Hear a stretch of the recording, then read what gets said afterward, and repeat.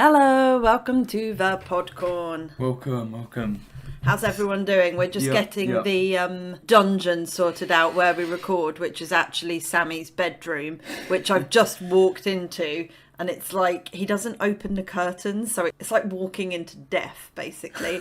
So he's just like been running around. It's like walking into a cornfield. We'll talk more about that in a minute. About but cornfields basically, later. He's just opened the blind for me and kind of like, did you spray a bit of deodorant as well? Just to scent the room a bit and stuff. But yeah, I mean, I like your space, but it's just very dark. Messy. And it doesn't help that the walls are painted black with like film posters all over it, which is quite stylish. Mm-hmm. Chinatown, Shawshank, Pulp Fiction, some of the greatest films. Some of the greats. Okay, so today we've got rather a splendid collection of films for you. Now, don't switch off when you hear our second film. We're not expecting any of you to go and see it, but we would like to tell you about it because it's so funny. Good. So today we're going to talk about The Salt Path, new at the cinemas at the moment. I think it's only in the UK though. So. Okay, only in the UK. And you were saying it had some problems getting distribution anyway. Yeah. It's a very small film. But... Very small film. Gillian Anderson and Jason Isaacs, so we'll talk about that a bit. Then we're going to talk about, wait for it, Clown in a Cornfield. The greatest film. The greatest film ever. Century. Yeah, I mean, like forget. I don't know who's up for an Oscar this year, but that needs to be in there. But we'll cover that off. We went to a late showing of that on Friday night, and then we're not sure if we've got time for anything else, but we'll see where we get to. We'll see. All right, cool. Let's talk about The Salt Path. Yeah. Which I really wanted to see. Now, listen, backstory here is that we've been to see shitloads of films over the last 6 months. Every single film we go see, there's this same fucking trailer of The Salt Path. Over and over again. And like Sam's face glazes over and like I'm like a little doggy, like my ears prick up and I'm like, oh my god, that film looks and like it was written for me. I'm just like shaking my head like, oh my god. This looks so bad. I thought it looked like a really good film. I mean, I love a journey film, okay? Mm-hmm. Anything that has a kind of like, I was going to say anything that has a beginning and an end, but that's every film. Everything that has a journey where people have to like face life's challenges. Yeah, and they travel lots of miles. I'm all over it. We should have watched the Straight Story together. Oh, okay. Well, maybe soon. Yeah, maybe soon. I just love films like that. So I was desperate to go and see this. Mm-hmm. On first entering the cinema, we were the youngest by like 40 years. And I'm like 46. So to be fair, to feel young in the cinema felt quite amusing. It was literally just old grey-haired couple after old grey-haired couple. It is an old person movie. It's an old person movie. Yeah. We got our popcorn, we sat through it. Imagine if we were in this situation. Yeah, exactly. That's what the film was made for. Yeah, it's basically, it's made for couples to sit there and kind of thank their lucky stars that they're not homeless. So, brief synopsis of the film, Sammy, I'll let you give it. So, a married couple, I forgot their names. Moth and Ray. The weirdest fucking names ever, but we'll go with Moth. I love you, Moth. So they're homeless because of some unknown reason that's never really explained. It's never really explained. I'm sure if you've read the book, you know it. But as I can gather, basically, he went into business with a friend and like, got screwed over. And they lost their farm and everything. And don't worry, guys, they do have 2 children, but they're 2 children who weirdly look like 12. 12 in the film. They're actually 18. They're 18 now, adults, and they're fine to fend for themselves. So don't be thrown off by that. Anyway, sorry, Sammy, carry on. They have to just start walking. They go for a walk on the Salt Path instead of like trying to get a new job. They just go for a walk. Sammy has no compassion here. So they've lost everything. Their livelihoods.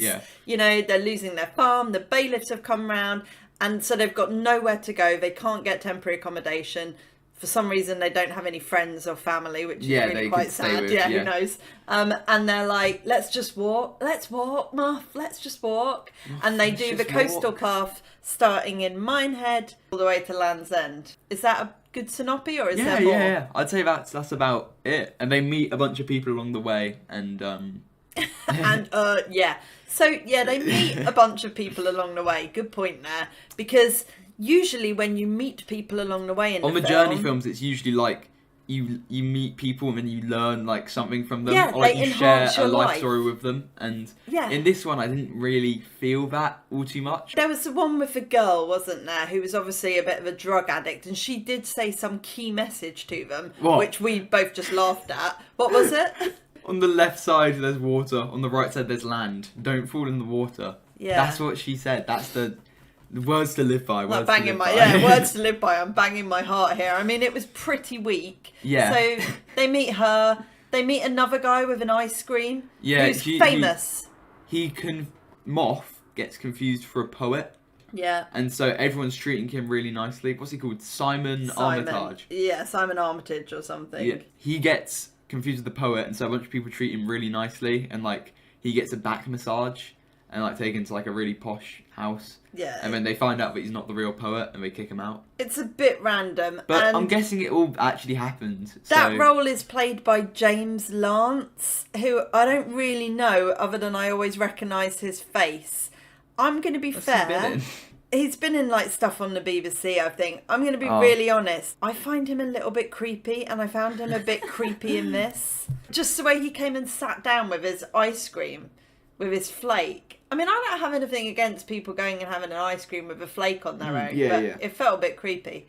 But anyway, Totally. none of these relationships that they walked along and made, I'm sure in real life, because this is obviously a real life story, I'm sure they did learn something from them and develop, but it really felt like the character relationships just weren't developed enough. Yeah.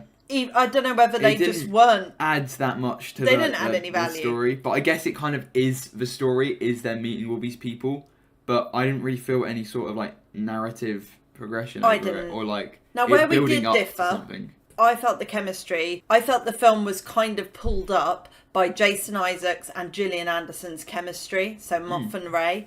You did not. They were like alright. I didn't really buy them though. They were just sort of like walking. I don't know. I think it was just like the writing wasn't that good. Like I didn't really feel their like dynamic or anything. 'Cause they had like an argument halfway through, and it was like, oh, we can finally sort of like see a bit more into these characters, and then they just stop and never mention it again. Yeah, I mean, to be fair, lots of marital arguments do go Yeah, like that. Either But that or you can get divorced. But I just wanted a bit more from their relationship, and felt it needed to be expanded upon. Sorry, was that old person sex not enough for you? No, not really. It didn't really do it. It didn't really do much. It was the most horrifying sex scene Sam had to sit through. He's used to kind of like young, hot I've sex. seen some bad sex scenes in my life. But this was the dullest one you'd ever experienced, Yeah. wasn't it? A sex scene should never be dull. Like, come on. It was like a really great moment for you to dig into your popcorn a bit more, wasn't Also, it? I was really confused with like the aspect ratios on this film. Like it started off on like 1:8:5 with like the bars on the side because we saw it in the cinema. Oh yeah, of course. And then it like expanded out halfway through. So did they just like forget to film it in maybe. scope for like some scenes? That's And then, hysterical. Like, I was so confused because it started off Yeah, on why would they do widescreen that? and then it went to a sort of like taller ratio and then it went back to being wide again. Yeah, that is And weird. I was just like, what? Yeah, I've I no was idea. really Again, befuddled by things like that go totally over my head. But no, it just sort of like broke my immersion a little bit. No, it's stuff like that where this is the kind of film where like the landscapes and stuff are beautiful and it's just a really well shot film. But I don't know, it's the kind of thing that I want to be immersed in with the characters, and I mean the script just didn't do it. Were you Didn't do not enough for me. immersed when their tent got like caught in the water? I'm not leaving it behind. It's our home. Tom, look at you! I hated their screams so much. Like when it was raining, they'd be running in their tent like It was so fake and just like poorly acted. And Oh, dude, that's Gillian Anderson and Jason Isaacs. You show a bit of fucking did a respect, bad yeah? job. They've been. I don't know what the The phrasing acting is, was bad. but yeah, no. Oh, come on. I thought Jason Isaacs and Gillian Anderson did a good job. I thought they had chemistry. I just genuinely, and I'm quite interested to read the book because I just genuinely don't think that enough happened. oh yeah, there was nowhere near enough sort of like. There wasn't enough story. Like when And- one of the key features of the story is the fact that they buy tea bags, sneak into pubs, ask for hot water and put the tea bag in to save money. That's kind of, it's a bit dull, isn't it, really? Yeah, just a little bit. You know you're in trouble. And last night we watched 127 Hours, and that is a film about a guy stuck in one spot for like an hour and a half. Yeah. And it manages to build a sense of narrative progression totally. through the story and like all the different things that he has to do. Yeah. Like, it has. Did you read my letterbox review on that? Because I said exactly the same thing. Like, yeah, fair enough. He was trapped down there for 127 hours, but James Franco kept that going for an hour and a half. Yeah, and there's just so much variety in like the way it's shot and like the whole hallucination things. Yeah, Actually, it's just a really well done film. Danny Boyle, and this, do you know what I mean? Yeah, this didn't really have that much going on. When there were subplots, they just felt completely pointless. Yeah. And like it was all sort of like little vignettes that built up to a big story instead of just one continuous flow of a narrative. You're totally right. Which I would have much preferred. And do you want to know what? Not just thinking about 127 Hours, which I really enjoyed last night, actually. And I liked the little cry at the end as well. It's never a film for me unless I can sob at the end. But you didn't cry at Everything Everywhere, which really confuses me. Yeah. Because that's a film where I was almost crying. Yeah, but you just didn't connect with No. it. So let's just talk about, comparing Salt Path to other journey films. So I love Into the Wild, and I also love Wild. And I know that you haven't seen Wild, but I know you're not a major fan of Into the Wild. I liked it, But one thing they do well, one thing Into the Wild does well, is it develops those relationships as he goes through. Like, you understand what he learns from each of the people that he meets. And sort of, the old guy that wants to adopt him at the end. That's just like, it's so much heart to it, sort of. But in this, there's no real relationships that are formed. It's they just don't build any relationship with that girl. Let's walk with you. All right, I'm going to go now. What was her name? Okay, bye. Like... Seal or something. Seal, yeah. Like Saley. Basically, they bring in this young girl and they ask her name, and she goes Saley. And Gillian Anderson. That's a very pretty name. That's the most beautiful name. Ugly name, Saley. Are you joking? And Sam, being a real twat, turns to me in the cinema and goes, "That's the ugliest name I've ever heard." And I was like, "Yeah, it's not a great name." Oh my god, Wild has Laura Dern in it. Yes. I might have to watch that. You love Laura Dern, don't you? You're a David Lynch. She's David Lynch's girl, therefore she is Sammy's girl, basically. Yeah. And Laura Dern is brilliant in Wild. Oh yeah, she's a really good actress. As is who's the lead in it? Reese Witherspoon. Reese Witherspoon, Legally Blonde. She's brilliant as well. Cool. Okay. So are we done on the Salt Path? I mean, would we recommend it? I wouldn't go see it. It's like, if you see it on Prime Video, maybe give it a little watch, It's a good thing to have on in the background and sort of be like, oh, this is sweet. But I don't think it's cinema worthy. I don't think it's a background watch. I mean, I would say people of my age, 45 plus, I think you'd find it really watchable, to be fair, either at the cinema or at home on a streaming service. There's just other better journey films out there. Oh yeah, definitely. Like The Straight Story, directed by David Lynch. And I've seen The Straight Story, but I just thought of another good journey film that I really loved, which is about the Camino Trail. That was really good. I can't remember what it was called, but again, everyone that they meet on it, they kind of. I feel like the journey film has to have characters that go on like a journey within themselves, exactly. sort of. But in this, that it wasn't fully there. Okay, but I still enjoyed it. That film is called The Way, by the way, and it's actually really, really good. I can't remember where I watched it. Maybe on Prime, but it's a really nice film. It's got Emilio Estevez in it and Martin Sheen, but it's a great journey film. I love Martin Sheen.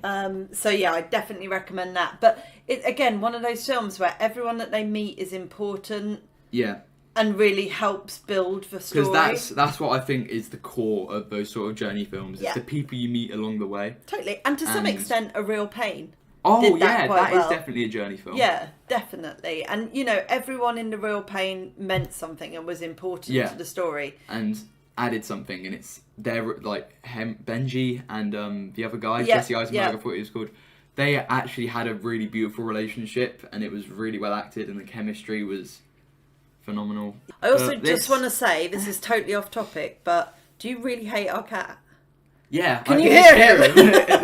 Can you guys hear him in the background? He's like meowing outside the room, and like he doesn't stop. He just keeps going. Like when he wants you, and obviously he wants us right at this moment. He wants food. He's just like meow, meow, meow, meow.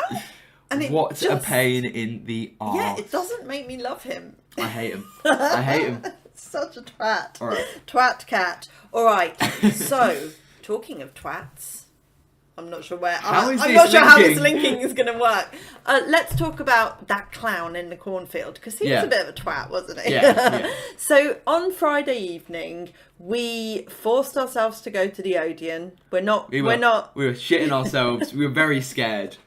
Yeah, well, we forced ourselves to go to the Odeon because, like, the local picture house won't take this kind of film. They won't take this kind of shit. They won't take this kind of Salt shit. Path, yeah. But wait, we forgot to do our final scores of the Salt Path. Oh, all right. Okay, give me I'd a give final it score. a high 6. I quite enjoyed it, honestly. As much as I'm shitting on it, I thought it was quite lovely. And I love our time together watching these films. It was beautiful. It was beautiful, me and you, with all the old people. Yeah. I'd give it a 6 as well. 6.5, Good, maybe pushing to a 7. I feel like I would have given it a higher score had I gone on my own. Like, as soon as I walked out of the cinema and you barraged me with a kind of like... I'm sorry. No, I love that about you though. But you kind of were like, what, the characters, no development, la, la, la, la. And I was like, oh my God, he's got such a point. So yeah, I'm going to go 6, 7. Alright, I'm going to go 6.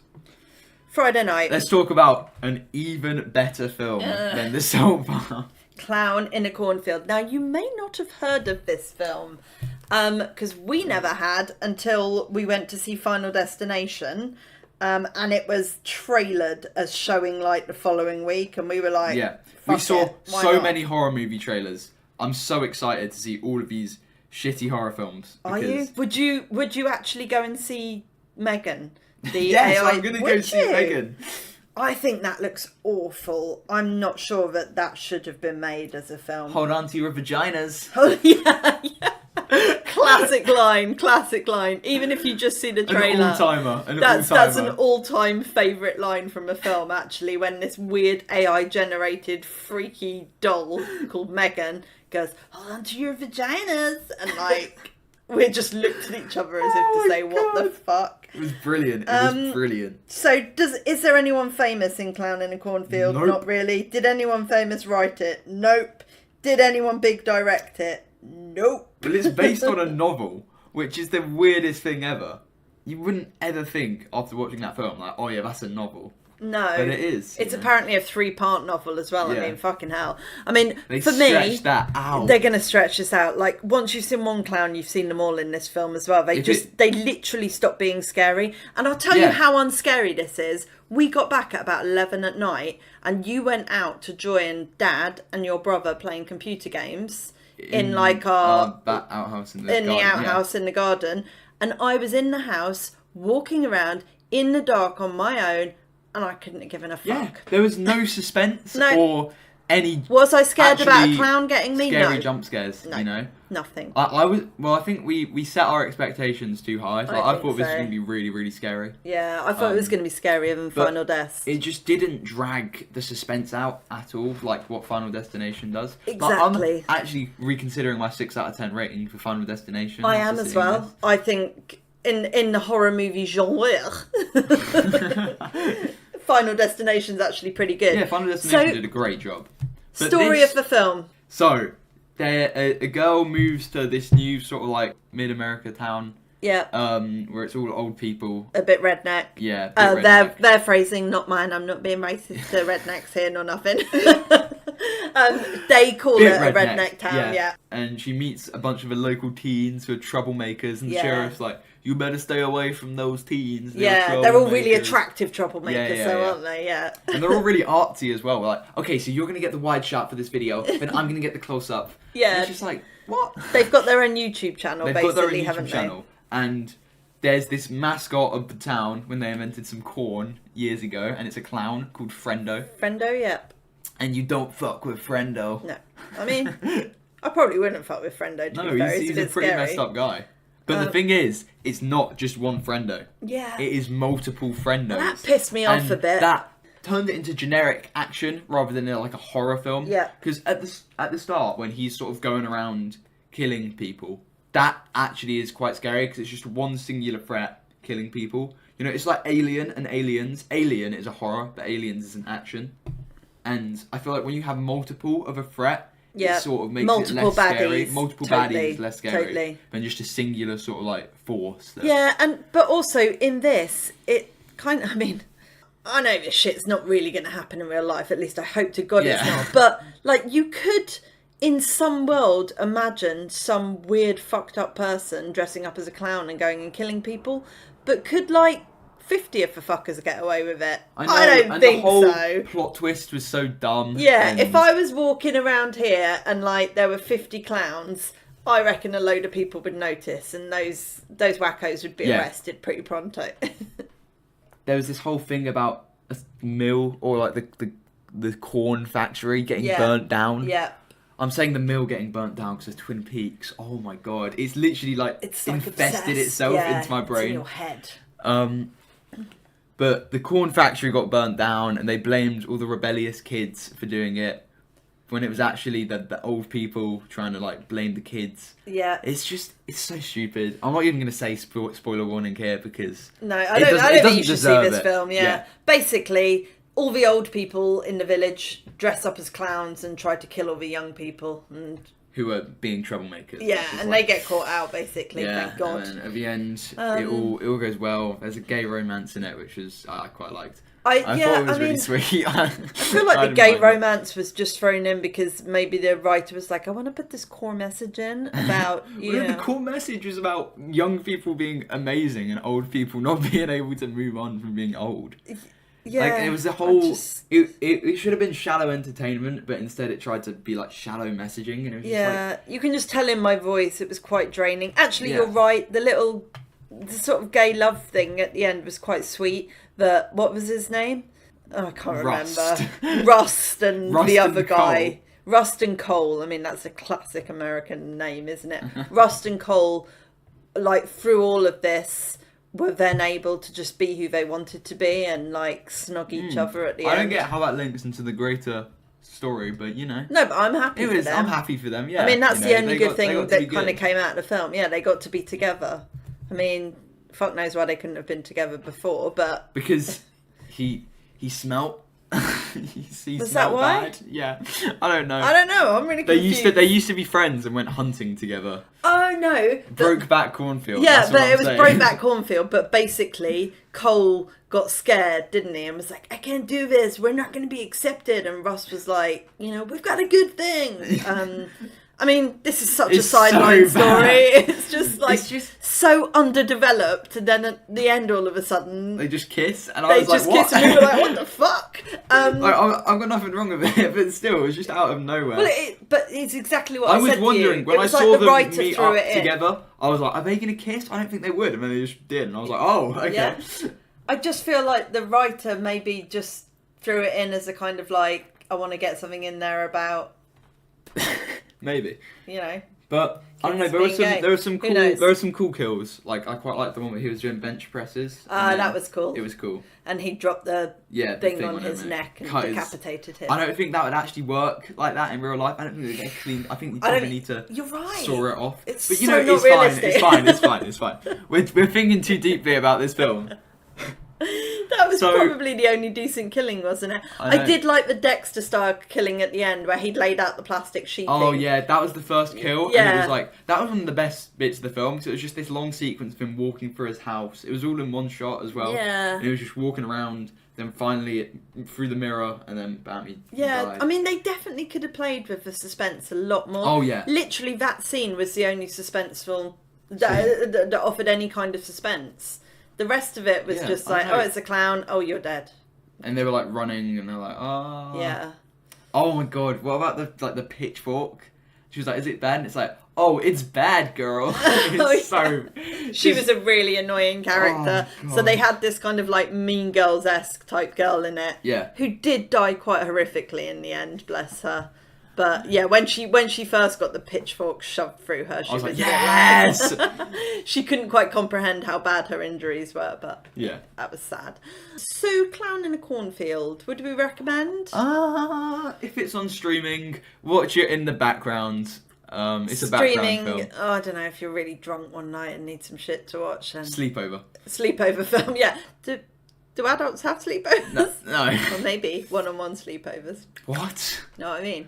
You're weird. No, it's just when you have like your girlfriend over or something, or your boyfriend. No, I was saying it's a sleepover movie for all my fellow teens out there. Oh, yeah.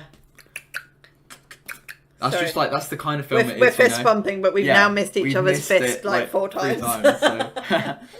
Clown in the Cornfield, I'd give it a 5 out of 10. Yeah, I think I, on Letterboxd, gave it 2.5 stars, which Yeah. would come out of 5. I mean, you know. It was mediocre. Yeah, It was mediocre. I had a fun time though. If you want a scary movie, watch Final Destination. Yeah. It was better than the Fantastic Four, so.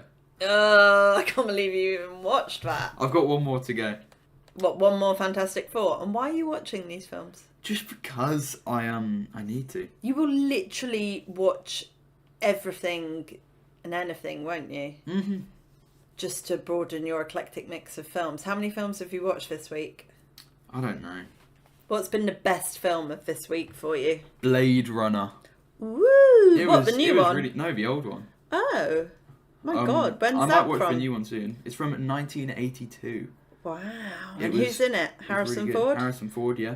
I think I saw it many, many moons ago. How was it? It's really, really good, yeah. It's amazing. Anyone famous directing it? Ridley Scott. Oh, nice. Well, it's obviously going to be amazing. He did a good then, job, isn't it? yeah. Awesome. What are we going to talk about nextus weekus?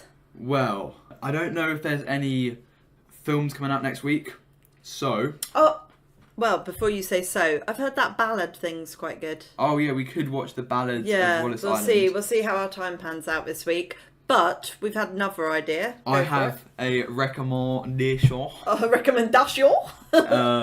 Blue Velvet. Nice. I do want to see this. Also, you're not ready for this. Am I not? No, I kind of want to see Isabella Rossellini though in something. Yeah. She's really good in it. Because I was a bit disappointed with her in Conclave. It's got Laura Dern in it too. Love Laura Dern. This is a David Lynch film then, yeah? Okay. Young Laura Dern. Like, she's literally like 17 in it or something. Wow. And a young Kyle MacLachlan. MacLachlan? Okay. It's basically the Twin Peaks cast. Yeah, there are lots of people from Twin Peaks. Okay. Sounds awesome. We will give that a go. Mm-hmm. And maybe another little surprise film on the edge side. Maybe the Ballad of Wallace Island we could go see. Okay. Yeah. Where's that set? I mean, obviously Wallace Island. But yeah, I don't know. Where the fuck is Wallace Island? It sounds Scottish, I don't know. Yeah. Let's say goodbye to everybody. Watch Blue Velvet for next week so that we don't spoil it for you when we talk about it. Oh, yeah, do us a favour. Watch some of these films. That's why we give you a bit of a recce, because then you can kind of join us and talk about it. Because yeah. Even though we try to do no spoilers, we're not really very good at it. No, we suck.